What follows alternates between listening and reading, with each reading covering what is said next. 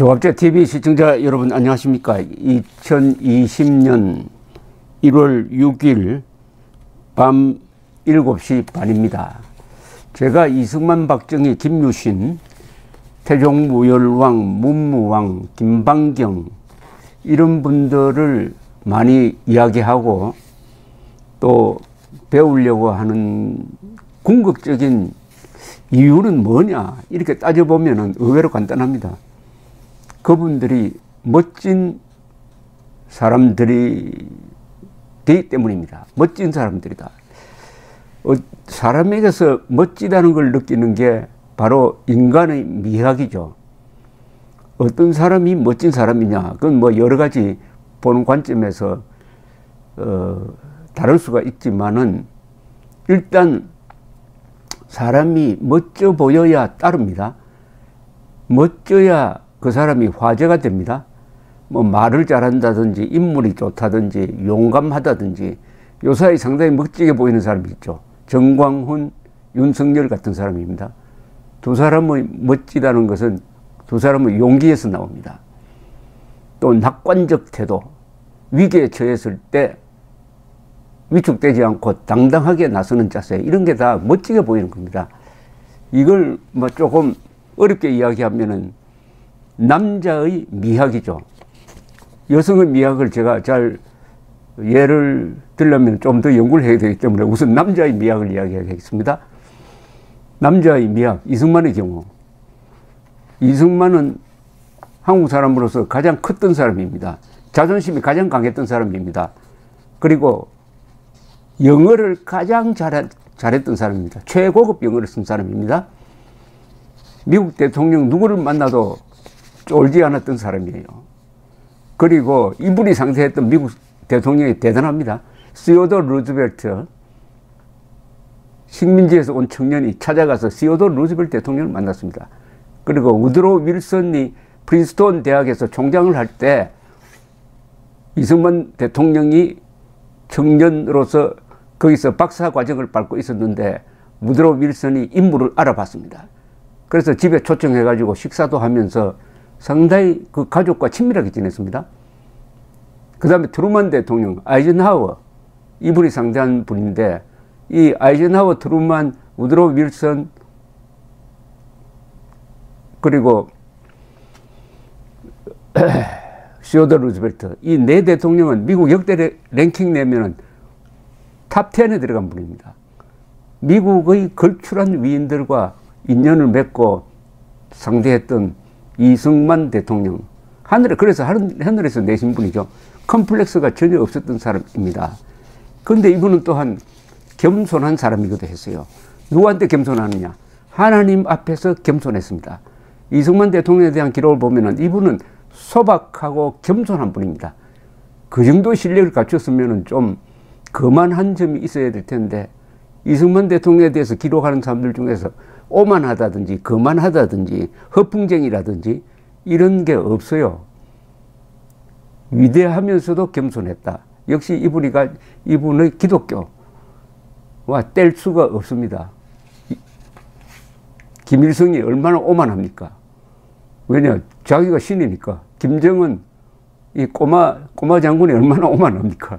요사이 좀 뭔가 잘 보이지 않는 게 무슨 겁을 먹고 고민하고 있는 거 무기력감을 좀 드러냅니다. 좀 이상합니다. 김정은이가. 그래서 이승만의 미학을 그 장면을 제가 소개를 해드리겠습니다. 자, 이승만을 가장 가까이서 본 사람은 프란체스카 여사죠. 이분은 6.25 때 이승만 대통령 바로 옆에서 일기를 남겼습니다. 이 일기는 역사적 가치가 있습니다. 이순신이 난중 일기를 남겼기 때문에 살아있는 사람으로 우리가 느껴지는 거 아닙니까?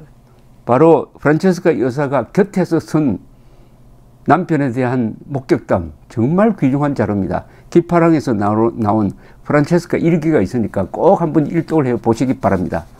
거기에 이런 장면이 나옵니다. 1950년 8월 14일, 아주 대한민국이 가장 어려울 때입니다. 지금 낙동강 전선까지 밀렸어요.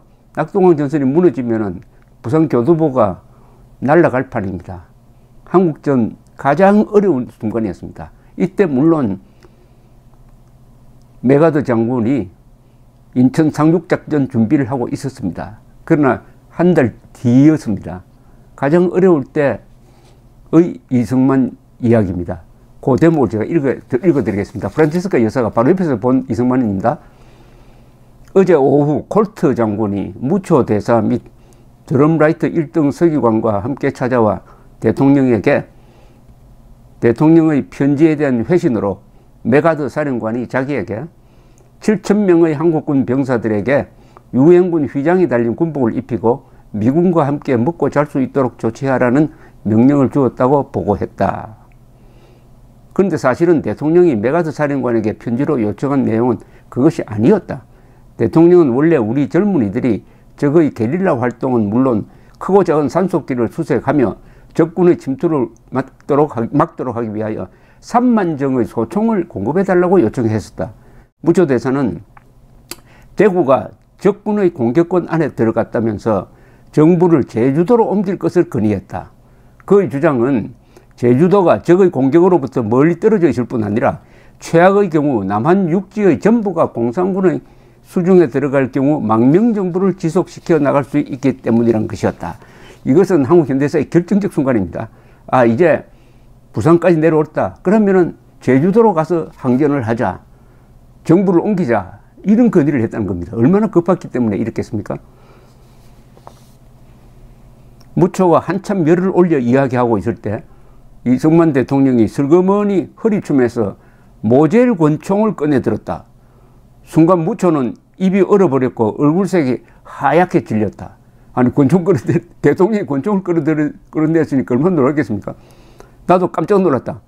미국에서 살 때 고속도로 순찰 오토바이를 따돌리고 과속으로 달릴 때 가슴이 떨린 이후 이렇게 놀란 적이 없었다. 대통령은 권총을 아래 위로 흔들면서 공산당이 내 앞까지 오면은 이 총으로 내 철을 쏘고 적을 죽이고 나머지 한 발로 나를 쏠 것이요. 우리 정부를 한반도 밖으로 옮길 생각이 없어. 모두 총 걸게 하여 싸울 것이요. 결코 도망가지 않겠소라고 단호하게 말했다. 대통령이 권총으로 무슨 일을 벌일 것은 아니었지만 긴장한 무초 대사는 더 이상 말도 못하고 혼비백산하에 돌아갔다. 이날 밤 나는 깊은 잠을 이루지 못한 채 악몽과 환상에 시달렸다. 바로 눈앞에서 공산당이 나타나 대통령이 나를 쏘았는데 불발이 되어서 우리가 붙잡히거나 치명상을 입지 않아서 목숨이 붙어있는 바람에 그들에게 곤욕을 치르는 환상에 잠이 오질 않았다. 잠이 들어 꿈을 꾸었다. 대통령이 나를 쏘았다. 그런데 죽지는 않고 피만 흘렸다. 나는 피를 흘리며 공산당에게 이리저리 끌려다녔다. 소스라쳐 눈을 뜨면 온몸에 식은땀이 젖어 있었다. 나는 두 손을 모아 이 전쟁과 죽음의 공포를 물리쳐달라고 하나님께 기도했다. 이승만 대통령이 권총으로 철을 쏘고 적을 쏘고 마지막 한 발로 나를 쏘겠다는 이 절박한 심정, 이해가 가십니까? 다른 모습의 이승만은 이렇습니다. 1950년 8월 10일자입니다. 8월 10일자 프란체스카 여사가 쓴 일기를 또 읽어드리겠습니다. 이 대통령과 나는 온몸에 땀띠를 뒤집어 썼다. 한여름 아닙니까? 부산입니다. 지금 임시수도 부산. 대통령의 잔등은 모기에 물린 곳까지 겹쳐서 보기에 딱할 지경이었다. 워낙 물이 부족하여 밤이면 물 한 대야를 떠다가 수건을 적셔서 대통령의 땀을 닦았지만 땀띠는 점점 심해져서 진물까지 흘렀다. 나는 워커 장군은 8군 사령관입니다. 땀띠 연고를 구할 수 있겠느냐고 물어보았다. 무초 대사나 워커 장군 그리고 우리 집에 드나드는 미국인들은 나를 보면은 마담 리 도와드릴 일이 없습니까? 필요한 것이 있으면 언제라도 알려주세요라고 말하곤 했다. 그러나 대통령은 그들에게 사사로운 부탁은 일체 못하도록 나에게 은명을 내려놓고 있었다. 나는 참다 못해 워커 장군에게 땀띠 약을 부탁한 것이다. 장군은 땀띠 연고 외에도 다른 상비약과 영양제를 한 박스 보내왔다. 그런데 내가 부엌일을 보러 잠시 들어간 사이에 약상자가 대통령의 눈에 띄고 말았다. 대통령은 나에게는 한마디 언언도 없이 아침 보고를 하러 들어온 신성모 국방장관에게 일선의 우리 아이들에게 가져다 주라면서 약상자를 주어버렸다. 약상자뿐 아니라 나의 친정에서 온 비타민까지 몽땅 합쳐서 주어버린 것이다. 내가 버욱해서 나올 때 신성모 장관은 막 약상자를 받아 들고 나가는 참이었다. 너무나도 안타까워서 나는 말도 못한 채 땀띠 연고 하나만 빼놓아 달라는 사인을 신 장관에게 보냈다. 신 장관은 알았다는 듯 한 개를 슬쩍 빼놓으려 했다. 그때 갑자기 뒷머리가 따갑다는 느낌이 들어서 고개를 돌리자 대통령이 무서운 눈으로 우리 두 사람을 노려보고 있었다. 나는 무안해서 어쩔 줄을 몰랐고 신 장관도 멀쓱한 표정으로 냉큼 나가버렸다. 평소에도 남에게 무엇을 줄 때 나는 나에게 물어보는 법이 없는 대통령이었다. 그러한 성격에 자신의 땀띠를 치료하겠다고 얻어온 약을 전선에 보내면서 나의 의사를 물어볼 뿐이 아니었다. 이승만 대통령이 우선 땀띠 연구가 필요한데 그것까지 몽땅 부인한테 물어보지도 안 하고 일선에서 고생하는 장병들에게 보냈다는 겁니다. 여기서 보여지는 이승만 대통령 너무나 청렴하고 겸손한 사람 아닙니까? 이분이 김명옥이라는 자는 이 사람이 미국의 괴뢰였대요. 식자우한. 또 예가 있습니다. 6.25 때 이승만 대통령이 어떻게 처신했느냐. 1950년 6월 25일 오전 북한 남침이 시작되어 가지고 서울을 향해서 물밀듯 쳐들어오실 때 미국 대사 무초를 불렀습니다. 이렇게 이야기합니다. 필요하다면은 모든 남녀와 어린이까지 막대기와 돌을 가지고라도 나와서 싸우라고 호소하겠습니다. 그러니까 무기를 주시오. 이렇게 이야기합니다. 모든 남녀와 어린이까지 막대기와 돌을 가지고라도 싸우겠다. 실제로 이 전쟁 기간에 한국은 군대, 경찰, 여군, 학도의용군, 대한청년단, 청년방위대, 소년병, 유격대, 노무자 등 전 국민이 공산당과 맞서 싸웠습니다. 그야말로 막대기와 돌멩이 들고 싸운 거하고 마찬가지죠. 만약 이승만 대통령이 그때 기습을 받고 1940년 프랑스 군대가 그랬던 처럼 항전 의지를 포기하고 무너졌다면 미군이 오기 전에 대한민국은 적화되어 버렸습니다. 이승만이 왜 서울을 먼저 떠났느냐 하는데 이승만이 서울에 남아있어서는 포로됩니다. 포로되면 끝이었어요. 물론 국민들에게 제대로 알리지 않고 떠난 것은 큰 실수였죠. 그러나 이런 실수는 기습받은 쪽에서 흔히 하는 어느 나라에든 있는 것인데 이걸 가지고 이승만 대통령을 비겁한 사람으로 몰고 심지어 일본으로 망명하려고 했다는 조작 보도까지 한 게 KBS였습니다. KBS. 물론 이런 이승만 대통령을 또 지원한 또 멋진 사람 한 사람이 있죠. 트루만 대통령입니다. 트루만 대통령의 미학에 대해서는 제가 또 따로 이야기를 해드리겠습니다. 멋진 트루만 대통령, 멋진 이승만 대통령, 남자의 미학의 표본입니다. 한국형 미학이고 미국형 미학이죠. 트루만 대통령의 측근이었던 클리포드 전 국방장관은 회고록에서 이렇게 썼습니다.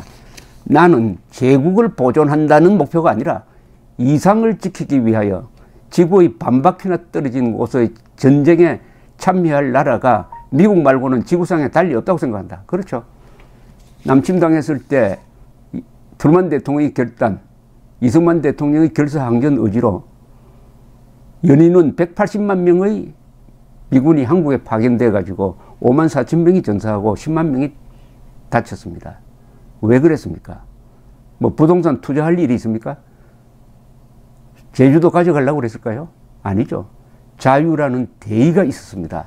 이게 대한민국의 수호 전쟁인 6.25를 위대하게 만드는 것입니다. 세계 역사상 도덕적 이유로 이렇게 대한민국을 도와주러 이렇게 많이 외국 사람들이 몰려온 경우는 세계 전사에 없습니다. 이승만 대통령은 1950년 7월 19일 트루먼에게 보낸 편지에서 위대한 귀국의 병사들은 미국인으로서 살다가 죽었습니다만 세계 시민으로서 그들의 생명을 바쳤습니다.